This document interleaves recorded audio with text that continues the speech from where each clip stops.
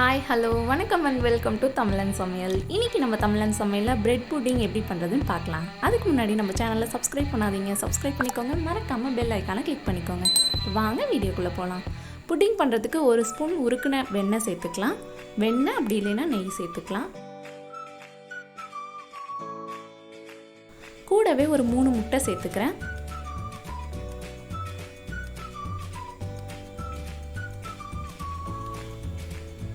சேர்த்துட்டு இதை நல்லா கலந்து விட்டுறலாம். மஞ்சக்கருள்லாம் நல்லா உடஞ்சி நல்லா மஞ்சள் நிறம் வர வரைக்கும் கலந்துருங்க.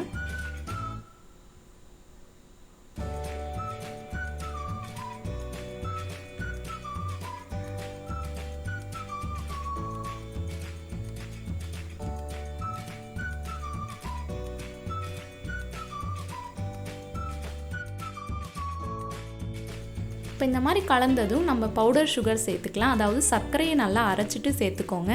சர்க்கரையை அரைக்கும் போது ஒரு 2லேருந்து 3 ஏலக்காய் சேர்த்து அரைச்சிக்கோங்க. அப்போ தான் சாப்பிடும்போது புட்டிங்கில் வந்து அந்த ஏலக்காய் வாசனை இருக்கும்.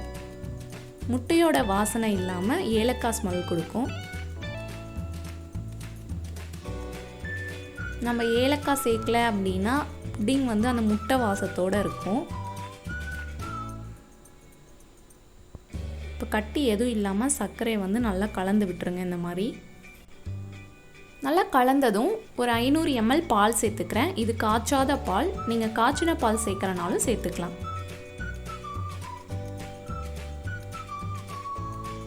சேர்த்துட்டு இந்த மாதிரி ஒரு டைம் நல்லா கலந்து விட்டுறலாம்.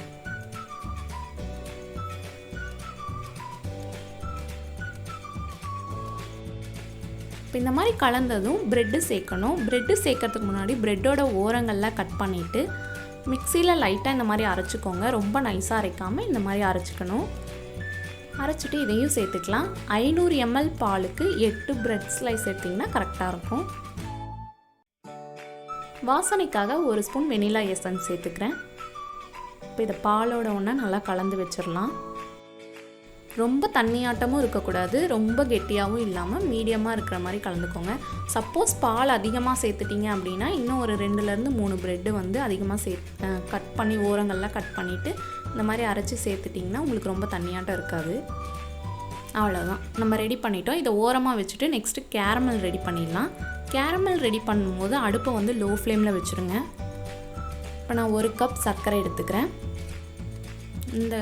இந்த சைஸ் கப்பில் வந்து 1 கப் சர்க்கரை எடுத்திருக்கேன். அதில் வந்து 2லேருந்து 3 ஸ்பூன் தண்ணி சேர்த்துக்கலாம். தண்ணி அதிகமாக சேர்த்துடக்கூடாது. சேர்த்துட்டு லைட்டாக இந்த மாதிரி கலந்து விட்டுருங்க. கேரமல் வந்து ரெடி பண்ணுறது கஷ்டம் இல்லை. கேரமல் வந்து ரெடி பண்ணும்போது ஃபஸ்ட்டு வந்து சர்க்கரை எல்லாம் நல்லா உருகிரும். அப்புறம் பார்த்திங்கன்னா கட்டி ஆன மாதிரி ஆகிடும். நல்லா வெள்ளையாக கட்டியாக ஆன மாதிரி ஆகிடும். அதுக்கப்புறமா உருகி தேன் கலரில் வரும். அப்போ வந்து நம்ம கரெக்டாக கவனமாக மிக்ஸ் பண்ணிகிட்டே இருக்கணும்.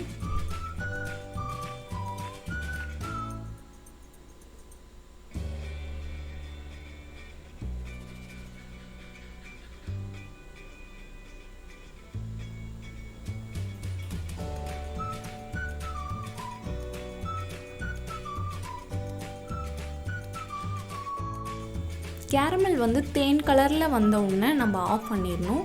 கேரமல் ரெடி பண்ணுறதுக்கு முன்னாடி நீங்கள் எந்த பாத்திரத்தில் புட்டிங் பண்ண போகிறீங்களோ அந்த பாத்திரத்தை ரெடியாக வச்சுருக்கணும். கேரமல் ரெடியான உடனே நீங்கள் அதை வந்து பாத்திரத்தில் சேஞ்ச் பண்ணிடணும். அதாவது புட்டிங் பண்ணுற பாத்திரத்தில் சேஞ்ச் பண்ணிடணும். அப்படி இல்லை அப்படின்னா சூடு ஆற ஆற அது பாத்திரத்துலேயே ஒட்டிடும். நம்ம திரும்பவும் அதை வந்து சூடு பண்ணி காய்ச்சி எடுக்கிற மாதிரி இருக்கும். இப்போ பார்த்திங்கன்னா சர்க்கரை வந்து நல்லா வெள்ளையாக ஆன மாதிரி ஆயிடுச்சு. இதுக்கப்புறம்தான் உருகி தேன் கலரில் வரும்.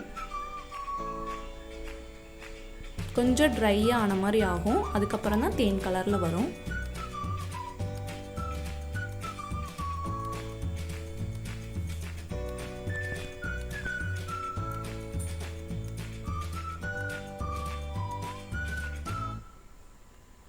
இப்போ பார்த்திங்கன்னா லைட்டாக தேன் கலரில் வர ஆரம்பிக்குது. இந்த டைம் வந்து நல்லா கலரி விட்டுட்டே இருங்க. சர்க்கரையும் நல்லா கரைஞ்சிருக்கணும், கலரும் தேன் கலரில் இருக்கணும். ரொம்ப நிறம் மாற விட்டுட்டீங்க, தேன் கலரையும் மீறி ரொம்ப ப்ரௌன் ஆயிடுச்சு அப்படின்னா கேரமல் வந்து கசக்கிற மாதிரி இருக்கும். அப்புறம் புட்டிங் சாப்பிடும்போது ஒரு மாதிரி கசப்பு தன்மையாக இருக்கும்.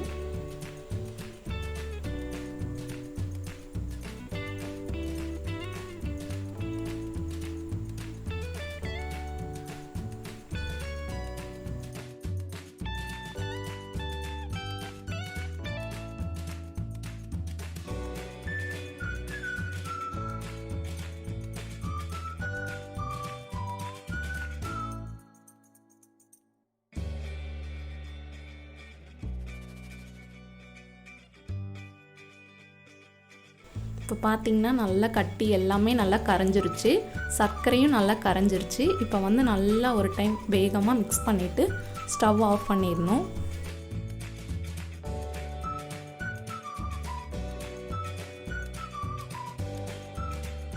ஸ்டவ் ஆஃப் பண்ண உடனேவே நம்ம பாத்திரத்துக்கு மாற்றிடணும்.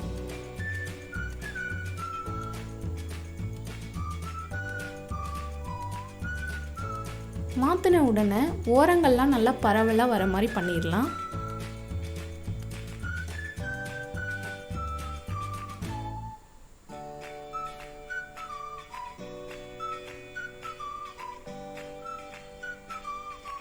Caramel ready. இப்போ வந்து நம்ம ரெடி பண்ணி வச்சுருக்க புட்டிங்கை வந்து கொஞ்சம் கொஞ்சமாக இது மேலே ஊற்றணும். இப்போ வந்து கொஞ்சம் கொஞ்சமாக எடுத்து இந்த பாத்திரத்தில் ஊற்றிடலாம். ஒட்டுக்கா ஊற்றிட்டோம் அப்படின்னா கேரமெல்லாம் ஓரமாக போயிடும். மெதுவாக கொஞ்சம் கொஞ்சமாக ஊற்றணும்.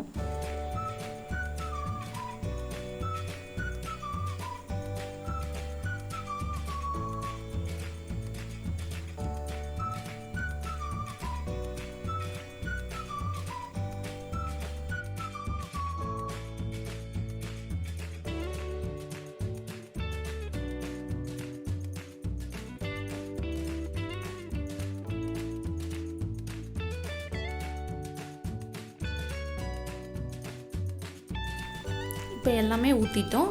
இப்போ வந்து அடி கனமான பாத்திரம், குக்கர் அப்படி இல்லைன்னா இட்லி குக்கர் அதில் கூட செய்யலாம். அதில் தண்ணி வச்சு மேலே ஒரு ஸ்டாண்ட் வச்சு அதுக்கப்புறமா இந்த புட்டிங் பாத்திரத்தை வைக்கணும். தண்ணி வந்து புட்டிங் பாத்திரத்தில் வந்து ஒட்டிகிட்டு இருக்கணும், தண்ணி வந்து படணும், அந்த அளவுக்கு வச்சுக்கணும். இப்போ வந்து நல்லா மூடி போட்டு வச்சிடலாம். வேகும்போது அதோட தண்ணி வந்து புட்டிங்கில் பட்டுச்சு அப்படின்னா சாப்பிடும்போது ஒரு மாதிரி சலசலன்னு இருக்க மாதிரி இருக்கும். அதனால் தண்ணி படாமல் நல்லா மூடி வச்சிடலாம். மூடி வச்சுட்டு இப்போ வந்து குக்கர் மூடிடலாம். மேலே விசில்லாம் எதுவும் போட தேவையில்லை. மூடி போட்டு 1 மணி நேரம் நல்லா லோ ஃப்ளேமில் வச்சு வேக விட்டுறலாம். 1 மணி நேரத்துக்கு அப்புறம் ஓப்பன் பண்ணி பார்க்கலாம். ஓப்பன் பண்ணிவிட்டு லைட்டாக கத்தியால் குத்தி பார்க்கலாம். இது மாதிரி குத்தி பார்த்திங்கன்னா ஒட்டாமல் வந்துச்சுன்னா புட்டிங் ரெடி. இப்போ இதை வந்து ஃப்ரிட்ஜில் வந்து 1 மணி நேரம் வச்சிடணும். நீங்கள் அப்படியே கட் பண்ணி சாப்பிட்றனாலும் சாப்பிட்லாம். ஃப்ரிட்ஜில் வச்சிட்டிங்கன்னா நல்லா ஜில்லுன்னு சூப்பராக இருக்கும். நான் ஃப்ரிட்ஜில் 1 மணி நேரம் வச்சுட்டேன். இப்போ வந்து இந்த மாதிரி கமுத்திடலாம். ஓரங்கள்லாம் எடுத்து விட்டுட்டு அதுக்கப்புறமா கமுத்திடணும். இப்போ பார்த்திங்கன்னா கேரமெல்லாம் நல்லா உருகி ஃபுல்லாக பரவி வந்திருக்கு.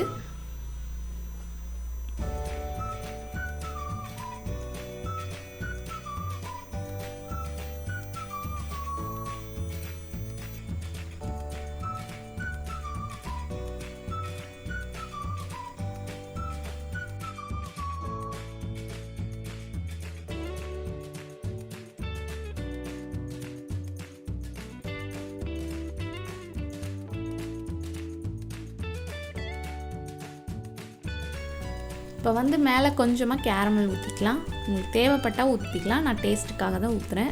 இந்த கேரமலோடு சாப்பிடும்போது சூப்பராக இருக்கும்.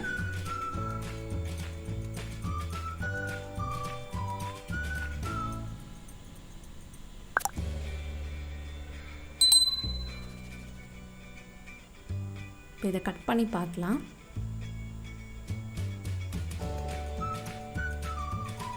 நல்லா சாஃப்டாக வந்திருக்கு.